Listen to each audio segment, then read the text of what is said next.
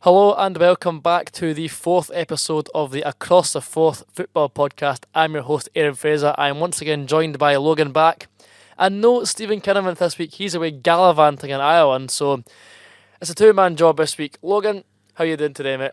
Yeah, good, mate. Stephen decided to leave us to go on a week's holiday to Ireland, so know him today, and I'm sure he would have loved to have talked about a few of the topics this week, so it'll be sadly missed. I'm actually quite glad he's not here after that collapse at Tynecastle, but we'll be getting onto that in plenty of time. We're going to look back at the weekend's fixtures, obviously look at the Premiership, some of the Championship as well.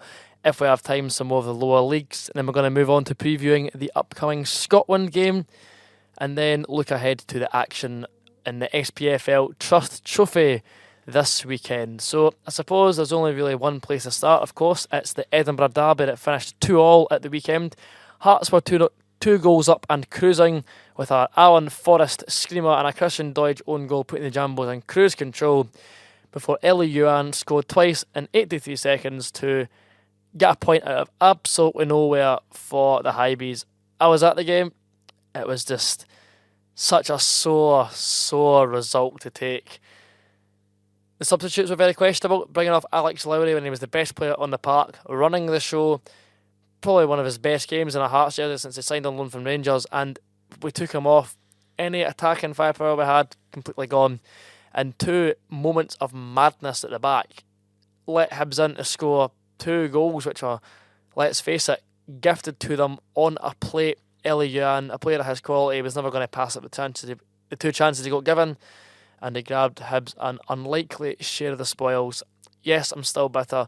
Yes, I'm even more delighted Stephen's not here, because he'd have been sitting right across me with the biggest grin of all time on his face. So I am delighted he is not in the country just now, because I am, to be honest, still raging about it.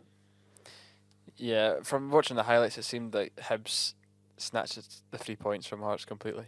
The second goal was such a poor goal from Hibs' perspective. Obviously, it took the deflection off of Doidge and then looped over Marshall. It's just so unlucky. But I think Hearts did deserve... It seemed like they deserved the lead as well. I mean, there was 38 shots in the game, which was, it must have been end-to-end, 21 for Hearts, 17 for Hibs. But I think from a Hearts fan perspective, you've got to be annoyed at the manner of the defeat. If before the game, would you have took a draw at home? Possibly. No. I suppose it is a derby. You always want to win. I never go into a derby thinking, I'd love a draw today. Nah, especially at home. I never go into a derby thinking, I'd love a point today. You need to go all out and win it. The derby games are the most important in the calendar. When the new fixtures come out every year, it's the first one you look for all the time. You always go into the derbies, at home especially, with the belief that you can win, and you can win. I'll not say win in style, but you always feel that no matter what, your team's going to fight to the end and get 3 points in what's a massive fixture, especially given how the season started. And Naismith has had plaudits in recent weeks for the substitutions that he's made. Bringing on Lowry and Forrest won us the game away to Ross County a couple of weeks ago. And the substitutes he made in Kilmarnock, again, Lowry's introduction, that won us that game. Set us the Hampden, of course, but he's got to come under fire for his substitutions. I don't understand what the logic in bringing Beningame on was. It just didn't help. Admittedly, Kingsley's injury meant the whole back four had to shift a long one. Kyrill's playing at left back. I know he's played there for Australia. He's not a full back. End of story. We looked completely disjointed. And Odella Fire, when he came on, had what can only be described as a howler. He was very, very out of sorts, to be polite about it. He had a bit of a shocker. And it was just such a hard result to take, especially because of how quickly we threw away the goals, how avoidable it was. We really should have scored more than two, but could have, would have, should have, didn't, and Hibs grabbed the point. Should have scored more than two, but the first one is an absolute screamer from Alan Forrest. I mean, I seen it on your vlog for the perspective. As soon as it left his foot, you knew it was right in the top corner. It's probably the best goal he'll ever scored in his career. He's never had a ball like that in his life. that's even like a criticism of Alan Forrest. His signature moves to cut in on his left, but even when he was playing at Livingston, all the goals he would score would be from dropping the shoulder, running into the box, and sorting it at home from close range. He was always a player that was actually, for a winger, very prolific in the penalty box. He wasn't somebody I ever thought would take on three men and bend it into the top corner from 25 yards, but it was a beautiful, beautiful goal, and I'm just gutted. It reminded me, actually, Jamie Walker scored a similar goal from the other side of the pitch against Hibs in the Championship all those years ago, back in 2014-15, and it was his only ever goal against Hibs, and I've actually spoke to Jamie before. He says it is the favourite goal of his career. Obviously, you're scoring for your boyhood club in a derby, a strike like that, top corner, pick it out. It's such a brilliant goal. But that one also doesn't get remembered because the game ended in a draw. Jason Cummings got the equaliser that day from close range and lapped it up in front of the home fans, which, as you can imagine, went down like a lead balloon. But I'm just sad that a goal of that calibre, it's always going to get looked back on as, aye, but you threw the game in the second half. There's always going to be a but attached to it, which is gutting, because it's probably up there for goal of the season already. Yeah, it's disappointing that with the manner of the result, but I was speaking to a couple of Hib fans as well, and they saying that Youan in the game done absolutely nothing, got absolutely hounded at half time by Montgomery for obviously his performance, and then he goes and gets 2 goals in 82 seconds, was it? So just shows what type of player he is, an impact player, big in the big moments. Same with players like Martin Boyle for Hibs, big in the big games and big moments. So yeah, overall I think it was a good result for Hibs, but disappointing one at home for Hearts.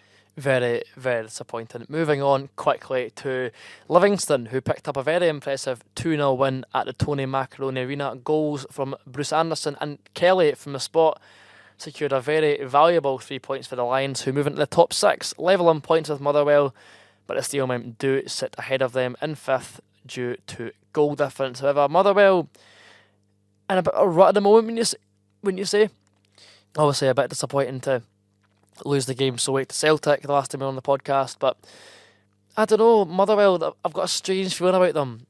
You'd always think they're going to be fairly comfortable, challenge for the top 6, maybe try and push on further from that. They've shown they can do it in recent seasons. They finished 3rd a couple of years ago, but that result, I feel like it kind of drags them right back into it. And I've got a feeling, I've spoken to a few Motherwell fans, and some of them aren't confident that Kettlewell can turn it round. I know they're not in any real danger just yet because of how early on it is, but they're kind of feeling like if Motherwell continue to lose games, he's not got it in him to dig him out a hole. I think it was a difficult period for Motherwell in the last few weeks. They were undefeated in their first 4 league games, won at Tynecastle, beat Kilmarnock, beat Hibs both at home, and then drew away at Dundee, topped their League Cup group as well. So 4 defeats in a row though, it's not good, but when you think about who they've played St Mirren, Rangers and Celtic all in a row. Livingston, ideally that was the game that they would have to get back to winning ways. Unfortunately, it wasn't to be, but I think they should give Kettlewell a bit more, or a bit time, because he has done well for them so far, and they're in the top 5, which is good for a club like Motherwell, trying to compete for not only top 6 but maybe just edge into a European spot. So I don't think it's the end of the world yet, but certainly a disappointing result away at Livingston. And I mean, the red card doesn't help either. Lennon Miller, only 17-year-old, really good player, but getting a straight red card, it's not great. And then Sean Kelly scoring a penalty against his own brother, which I seen that Martindale asked him if he wanted to take a penalty if given the opportunity during the week before in training before the game, and obviously he said yes and stepped up and slotted that away. So yeah, great result for Livy as well. They had a bit of a tricky start to the season, so it's good to see him start to pick up more points as well. Moving on to a rain-soaked Parkhead as Celtic comfortably dispatched Kilmarnock with goals from Rio Hatate, Luis Palma and Greg Taylor. This result, of course, leaves Celtic at top of the league on 22 points, a fair bit ahead of Rangers, who are sitting in second place on 15. Obviously, Celtic will expect to win all their games at home regardless of the opposition, but it's an impressive result. Of course, Luis Palma, still a fairly new arrival, had that goal disallowed against Lazio, but this one stood. Hatate with a goal and assist as well, so it seems like a pretty impressive performance. He's got the football man of the match actually with a 9.0 rating, so it appears that Hatate had a very good day at the office. Also, Cameron Carter-Vickers continuing his return from injury. He's not been back for overly long. Lasted for 73 minutes in a backline, also including Johnston, Taylor and Scales, who's had a remarkable rise to prominence in recent weeks, shall we say.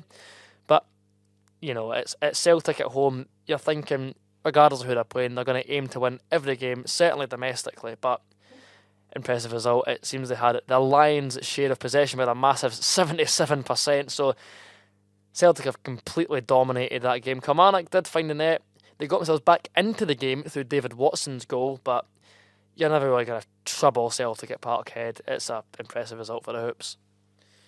Yeah, it maintains their almost perfect start to the season, 7 wins and a draw. So, yeah, Brendan Rodgers has done a brilliant job so far. Maybe, obviously, the critics are coming in the European games. They were so unlucky during the week against Lazio. Or that 95th minute goal when they got the chopped off goal from Lewis Palma earlier in the game as well. But yeah, it was a comfortable win for Celtic. As for Kilmarnock, I think they've not won since the opening day against Rangers, and I mean they've picked up 7 points so far, 4 draws and 1 win. So it's not the best start for Denton McInnes' side. I tipped him to finish quite high in the division this year with the start they made and the signings they made and the League Cup group that they had. So yeah, Kelly need to pick up form and quickly. When they come back from the international break, they have got Livingston, or a run of 2 games with Livingston and Aberdeen at home. So ideally for them, that's where they need to pick up their second win of the season, one of them 2 games. And the final game that was meant to be getting played on the Saturday was, of course, Dundee v Ross County. However, that one did get swiftly postponed. It's the Dens Park pitch. The drainage is not great, to say the least, so I can't say I'm too surprised to see that one fall victim to the weather. Rangers picked up a very impressive win at St Mirren Park. A James Tavernier double, including a 90th minute rocket into the top right corner, as well as a strike from Sima, got the Gers to winning ways. And Paisley, they're obviously playing catch up already, but St Mirren have started the season incredibly well. They do sit in 3rd place, so Rangers have struggled at St Mirren Park in recent seasons too, so it's by no means a guaranteed win for Rangers when they're playing at the Smysa. So that result, of course, leaves them in second, and St Mirren still in 3rd, a couple of points ahead of Hearts, who are languishing in 4th place. But I'm sure Rangers fans, despite their current frustrations with the club hierarchy, can put that aside and talk about the result and be pretty satisfied with it. Decent day at the office for them. Yeah, one thing I noticed about the starting lineup as well was that Zach Lovelace was included, one player that I've kept my eye on in the past few years since he joined Rangers. Written a few articles about him and watched him a few times for the Rangers B team, and he's been impressive every single time. I think he's still only 17-year-old, and he played his first professional game for Millwall at only 15. So yeah, he's certainly a player with a lot of promise. Unlucky for him, he went off injured just before the first half ended, which was really unlucky for him. But another player, Ross McCausland, came on and done well as well. So it shows that Stephen Davis wasn't scared to use youth players in his interim spell in charge. I don't think he'll get the managerial job as they're in the final stages of interviews, but it'll be interesting to see who gets the job, and I imagine it'll just be a matter of days until we see who gets that Rangers job. Aberdeen also had a pretty disappointing game at Pittodrie, drawing 0-0 to bottom club St Johnstone. Dons fans will not be happy with that one at all. That one leaves Aberdeen sitting in the bottom half in 8th place. They've obviously got European fixtures to contend with, I understand that, but it's still been a very underwhelming start to the domestic season for Barry Robson's Dons. Their next game is on Saturday, a 6 o'clock kickoff on Saturday against Dundee. Bit of a strange one, but they've not won. Oh, apart from the one at Ibrox, they've done quite well, but it's just, I don't know, there's something about Aberdeen. They seem very hot and cold. They lost 2 games in the bounce in the league, then they won 2, and they've got cup games to contend with. They just seem like, as I've said, very hot and cold. It just appears that they can't really get any sort of real consistency. But they've also got PAOK coming up a week on Thursday, 2 weeks on Thursday, who I sadly know a fair bit about, but I reckon that Aberdeen will have to just laser focus on that Dundee game and really think about picking up 3 points and get back to winning ways. But what do you think about Aberdeen this season? They've obviously got a very busy schedule, but do you think they should be trying to focus more on the league to qualify for Europe again next year? or should they be focusing more on Europe? I think it may be a similar story to Hearts last season. They had the Thursdays and then they played the Sunday in the Premiership, and they kind of had a bit of a slow start last year. So I mean, they've spent a lot of money on their squad. They've put a lot of backing into Barry Robson after finishing third last year. So yeah, they've put a lot of effort into building a squad and building a team that can go and get that third spot again. As you said, it's a slow start to the season, and they probably should have won on Thursday night against Helsinki as well. That would have been the game that helped them in the group if they were wanting to progress. So yeah, I think they huffed and puffed against St Johnstone on Sunday. Really another game that they should be picking up 3 points. St Johnstone haven't started the league well at all. No league wins so far. And yeah, I think St Johnstone will struggle most of the season, but Aberdeen need to start picking up points and quick. They are level on points with Hibs, but we all know what happened at Hibs earlier in the season. So On to the Scottish Championship. 2 games that finished 0-0, but we're here to talk about the games that actually had goals in them. Top of the table clash did not disappoint as Wraith Rovers and Dundee United played out a 1-1 draw at Starks Park. Louis Vaughan got the Rovers underway before Louis Moult came off the bench. It was a tale of two Louis actually. Moult came off the bench, scored from close range and rescued a point for the league leaders who still sit top on 18 points. Rovers 1 behind on 17.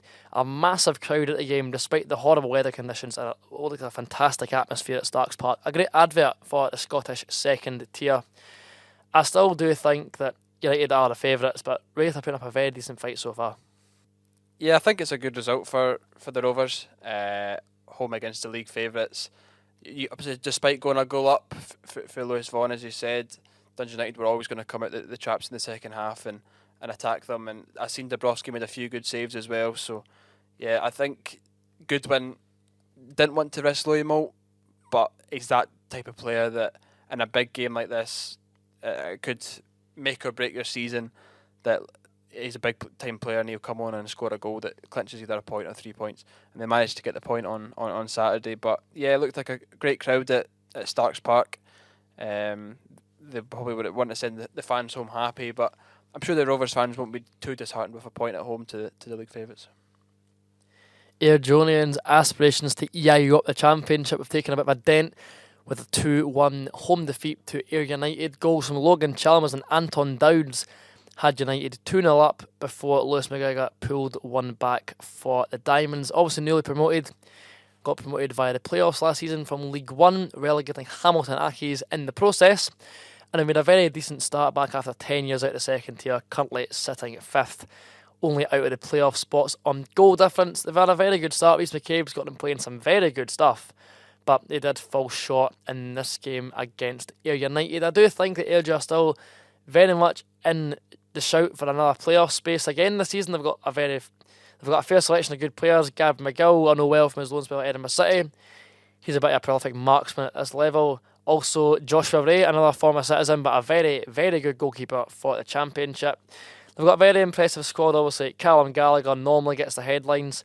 3 goals in 8 matches so far in the league this year. Ain't that bad, but he's a player that we know can ripple the net with a fair bit of... I'll say it again. He can ripple the net regularly, and he's a very good player. But Airdrie, they've actually made a very decent start, but can you see them holding on to maybe push for the playoffs this year? Or do you think they'll just settle for just staying up? I think the aim for AJ will be stay up. Anything that comes after that is a bonus. They'll obviously want to push as hard as they can and push the teams that are also aiming to get the playoffs, the likes of Partick Thistle, Dunfermline. You could probably include Arbroath for that at the minute as well, and Inverness will probably pick up points. And as you see now, United have won their last 2 games. So yeah, the Championship is a funny division. Any team can be from 2nd to 9th or 10th. It's a funny division. You could win 2 games and be up in the playoff spots one week and then lose 2 or 3 in a row and then you'll be back down in 7th or 8th. It's such an entertaining league, and anybody can beat anybody. And yeah, it was a good performance clear for Man United on Saturday, because Airdrie's not a easy place to go on that AstroTurf, and not a nice place to go either, is it? no, you're right about that. But yeah, Airdrie, they've started well this season. They got a good result against Wraith Rovers, I think it was 2 weeks ago. So yeah, they'll be looking to try and maintain their decent start as well. Next up, it's the massive game for Scotland, the way to Spain on Thursday night. depending on results elsewhere, well, if we win the game, we qualify. But even if we drop points, results elsewhere could possibly guarantee Scotland's qualification for a second successive European Championships. It would be an absolutely massive result for the country if we can get that done. The tables is beautiful viewing. We'll talk about the Celtic Hearts game later, Logan. Back to business with Scotland. Played 5, won 5, drawn none, lost none, points 15. We've not seen the likes of this for God knows how long. What a time to support Scotland. Yeah, I think that it's been a superb start. That game against Spain I'll remember for a long, long time. The McTominay double, but Thursday night will be very, very difficult. Going over there, and they'll be wanting revenge. Especially Rodri will be wanting a lot of revenge against the Scottish players. But he can score a Champions League final winning goals, but he can't do it at a wet night at Hampden Park. Fraud in my book. Yeah, Spain were really poor that night, but they'll be wanting to see or the players and the manager will be wanting to see a reaction. I know, country will as well. Yeah, aye. So the game's in Seville. I know a few folk that are going over there for the game, and some in the away end, some in the home end. So yeah, it should be a good game, but I think Spain just might have too much for us. Despite us, I want to go us 100%, and just to qualify like that and get us in pot 1, but I just can't see it happening. I know it's negative, but it's Spain we're on about here. It's also Scotland we're on about, and despite a lightning start to this qualifying campaign, our invincible start so far to this qualifying campaign, we've seen it all before with Scotland. You're best not to celebrate anything until it's signed, it's sealed, delivered, and we're on that plane. What's your thoughts as well, by the way, on today's news that the UK and Ireland are going to host the Euros in 2028? They're saying the UK and Ireland, we're just getting Hampden, and knowing our luck, it'll be some dead rubber group game that gets put to Hampden. And of course, England will get all the best ones, they'll get the final, this and that. Personally, obviously, I guess it's good for the country to be hosting is a bit of a loose term, but to have the Euros once again played at Hampden. But I'm thinking, realistically, see if it's not bringing in a massive amount of investment in Scottish football, what's the point? We've got Ibrox, we've got Parkhead, we've got Murrayfield even. You've got Hampden, Murrayfield, Parkhead and Ibrox. That's 4 grounds that are more than capable. And if it really is this whole joint bid thing, because right now all it is really just England with a few token grounds thrown in here and there. It's just, it shows, well, not just Scotland, obviously Ireland and Wales are getting sold short. I just think it's very disappointing that it's just so clearly just England, but they're putting us on the end just to keep us happy. But I've seen a fair few folk on Twitter, they're not happy about it at all. Yeah, there's certainly good enough stadiums up here to warrant more stadiums in the Euros for Scotland. With it just being Hampden, it's a bit disappointing, but it was always going to be the case with a UK and Ireland bid that there was, I think it's 6 English stadiums, I can't, 5 or 6 English stadiums. I believe it's the new Everton stadium that is involved as well. So I'm not surprised they fight the semi-finals and final at Wembley. I thought maybe the semi-finals could have been, I don't know, at the Etihad Stadium and then St James's Park, or maybe the Aviva Stadium, something like that. Doesn't necessarily have to be Hampden, but just somewhere that's not England. Yeah, it's a bit of a disappointing one. Now, moving on, before we go on to the Challenge Cup, given that they're a team that I do media work for, we are going to talk about Edinburgh City's drubbing at the weekend. They have, of course, since our last podcast, announced a new manager in Michael McIndoe, the former Gretna 2008 boss, who saved them from relegation and left them to manage at a higher level. So hopefully can pull off the same trick at Meadowbank and save City from plunging back into League Two. It seems a bit of a tall order at the moment, but you never know. Got to give him a chance. He's got a 3-year deal, so the board have clearly got faith in him. But they took a bit of a hounding at the weekend. Goals from TV Daramola, who ripped City apart in the League Cup group stages. He's just so fast. He's just so fast. We cannot contain a man with that much raw pace. He's just such a talent. And the fact he was playing 9th tier football, was it Dunbarry, was it? It was Bonus Athletic. And I believe it was either 9th or 10th tier, right at the bottom of Scottish football. And I think it was 80 odd goals he got last year. So yeah, well, with regardless of the level you're playing at, if you're going to rattle on 80 goals, it'll be interesting from high up the pyramid. But a very impressive player. Both times played against City is absolutely ripped us apart and left us for dead. So no surprise to see him on the score sheet. I wasn't at Meadowbank, I was at the Derby, but I couldn't say I was too surprised by the final score. Further goals that game came from Adam Corbett, Alfie Bavidge and Ross Cunningham before Jack Wilkie got a goal back with 2 minutes to go with an acrobatic finish. Very impressive for a defender, but it's obviously too little too late, and City's nightmare start to their second League One campaign continued. 10th place with 2 points all season, yet to taste victory. Competitively, since the end of last campaign, it's been grim stuff at Meadowbank. But looking ahead, who do they have to deal with after the international break? Easy tie? Nah. Hamilton Accies away. Hamilton, who sit in second place in the league. Great. Really looking forward to that one. Logan, obviously you spent many a game at Kelty working for a media team. I believe you were at Meadowbank at the weekend, yes? Yeah, it was. Obviously, with the Dunfermline game being called off, decided to go through with the boys for Kelty. And I was expecting them to win with the good start they've had to the season as well, but I wasn't expecting to see that much of a dominant performance. Michael Tidser, the manager, who's playing as well, he was on the bench, so I was surprised by that because he usually does play. But the boys that came in for him, Dara Moa's not really been starting lately. It's kind of a wee bit of a confidence thing, I think, but that goal will seriously help him. It was a good and calm finish right into the bottom corner. So, yeah, it was an impressive performance. Good for Alfie Babbage to get his first goal on loan for Aberdeen as well. Only 17 years of age as well. So, another promising player coming through at Aberdeen. Good for him to get loan experience out at Kelty, and there's been a few Aberdeen players that have got that experience at Kelty and gone on to play in the first team, like Connor Barron and Jack Milne, Kieran Gwenya, who's now at Partick Thistle as well. So, yeah, it was a promising performance from Kelty, puts them up into 4th spot, and Edinburgh City, less said about them the better. Moving on to some of the standout ties in the Scottish Challenge Cup. First of all, Peterhead hosting Dundee United on Saturday with a 5:30 kick-off. An interesting game. Peterhead obviously flying high in League 2. Obviously it's still a massive way off Dundee United, but at the same time, Dundee United did lose to Spartans in the League Cup, so lower league teams have been their kryptonite sometimes this campaign. So Peterhead, I reckon, especially with the long journey for United players, fans, officials, a lot of them up to Balmoor, I reckon Peterhead, especially given it's a Challenge Cup, United will be all guns blazing for the league, I feel. So I reckon they could rest a few players and the Bluetoon could maybe pull off a shock result.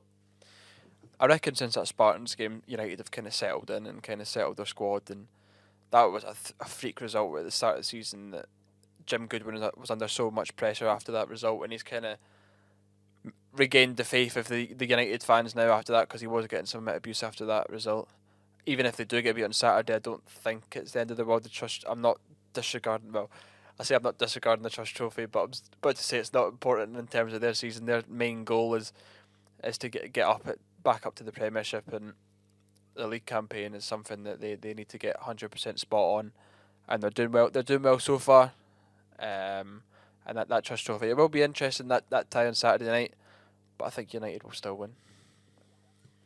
Yeah, I reckon United have got that one in the bag if they take it seriously, which they should, because I do feel that the Trust Trophy is a competition for lower league sides that should be taken seriously.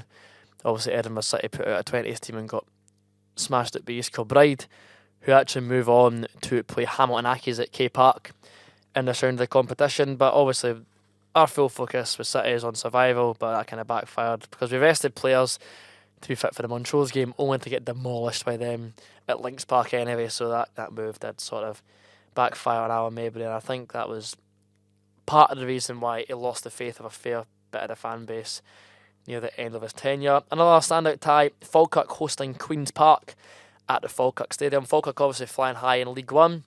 Queen's Park doing okay, would you say? Struggling a wee bit just now. I mean, like overall, it's still plenty of time for them to pick up, but it's not been the best last couple of weeks for the Spiders faithful. But Challenge Cup tie, you never know, they could build some sort of momentum with a result against a team who are in the lower league below them, but are still actually, they're motoring fairly impressive in Falkirk. They've got a tendency to score late goals, I've noticed, in the last couple of weeks. They've got a history of beating higher up opposition in this competition as well. They beat Partick Thistle last year.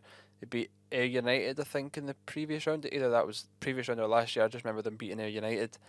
And Queen's Park, it will be a difficult game, but I can see Falkirk winning that home tie. Queen's Park maybe want, as you said, be United, maybe wanting to rest a few players to pick up their league form.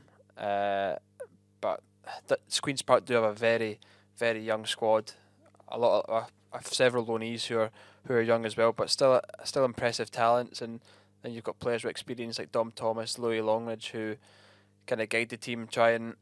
Dom Thomas is the captain at the moment, so he's trying to rejuvenise his team at the moment. I'm not sure about their manager. It's a funny one. He came in with a lot of pedigree, coaching pedigree, and we've seen early stages that it was promising, but it's kind of now just they conceded 2 against Dunfermline, 5 against Ayr United, so they were kind of leaking goals for a spell there, but hopefully they'll be able to pick it up soon. Also, your lot, Kelty Hearts, are away to Greenock Morton. Can you see the Maroon Machine causing an upset against Championship opposition? Again, it's another one of those ties where anything can happen. The two teams have already played this season. Morton ran it 2-1 winners at New Central Park, I believe. That was early days in the League Cup. But Morton are struggling at the moment. They've got a lot of injuries. I think they had 3 players, including a goalkeeper, on the bench on Saturday. So struggling for numbers, struggling for players. Kelty, good result in last week against Edinburgh City. They did get beat 5-1 of Falkirk. I believe it was the week before. So yeah, they're doing okay at the moment, sitting in the playoffs, and Morton will need to pick up at some point, and then maybe they can see this as a game that they can try and pick up a bit of confidence and go and win the tie. And finally, for one last game in the Challenge Cup, an interesting tie. The New Saints hosting East Fife. As I always find it very interesting when the teams from abroad are still in the competition at this stage. So East Fife, obviously, League 2 team, but you know what? I reckon their fans will quite rightly see this as a one big jolly. Go to the New Saints, have a great laugh, and you never know. Personally, I went down to Wales with Edinburgh City to play Connaski Nomads in the semi-finals a couple of years ago. It's still one of the best trips I've been on. The less said about the result, the better. But the whole experience, especially for lower league clubs to play in Europe, shall we say, it's certainly closest that a lot of these fans will ever get to experiencing European football with their team. So some people look down on the Challenge Cup. Personally, I think it's great. Obviously, it's only a wee cup when you get knocked out, in my opinion. If you can still get the opportunity for a tie against a foreign team, it's a fantastic laugh, and I'm sure the East Fife fans will certainly enjoy their trip to Wales. Yeah, I remember Dunfermline played. I think it was the first season that the English and the Irish teams were introduced was Boreham Wood away. We got drawn away down there. I didn't go that day, but I think around 1,000 Dunfermline fans went down to, I think it was just outside London. So a 0-0 draw, but a win on penalties. I wouldn't say made the trip worth it, but apparently the game was brutal. But at least we got through that day, and yeah, it's an interesting aspect to the Trust Trophy. I think it makes it more interesting, makes it make you want to have the teams away or have them come over to Scotland. Ideally, next season we get an away tie. I was hoping for one this year, but we were knocked out in the first round. So first round of being in it against Dundee United. So yeah, the New Saints got a familiar face up front in Declan McManus, who has played for several clubs up here over here in Scotland. So yeah, I think the New Saints will have too much for East Fife, but I'm sure it'll be a good day for these Fife fans regardless. Yeah, Hamilton Accy is obviously playing away in Northern Ireland earlier in the campaign. It's not an unfamiliar sight to see the Scottish clubs go away. Also, Cliftonville did come over to Starks Park in Kirkcaldy and got comfortably beaten by Wraith Rovers, but I just think it adds a little bit more intrigue to the lower league competitions and makes it a lot more fun. That will be it for this week's episode of Across the Forth. Thank you very much for listening. Thanks again to Logan for joining us again. Thank you, Aaron. Hope you enjoyed this episode, and we'll see you soon. We'll see you next week, and we'll bring back Stephen. Don't worry, we've not locked him away. He will be back next week. Do we have to? We'll let the viewers decide. Should we lock him in the cupboard? Or should we allow him to start presenting again? I don't know. Maybe if he fixes his mic quality. # Stephen out. Stephen Kinnamonth, I know you're listening. Better be listening. If he's not, I'll be having serious words, but if you want to come back in this podcast, fix your microphone quality. Thanks, guys. Until next time, See you later. Take care and bye for now.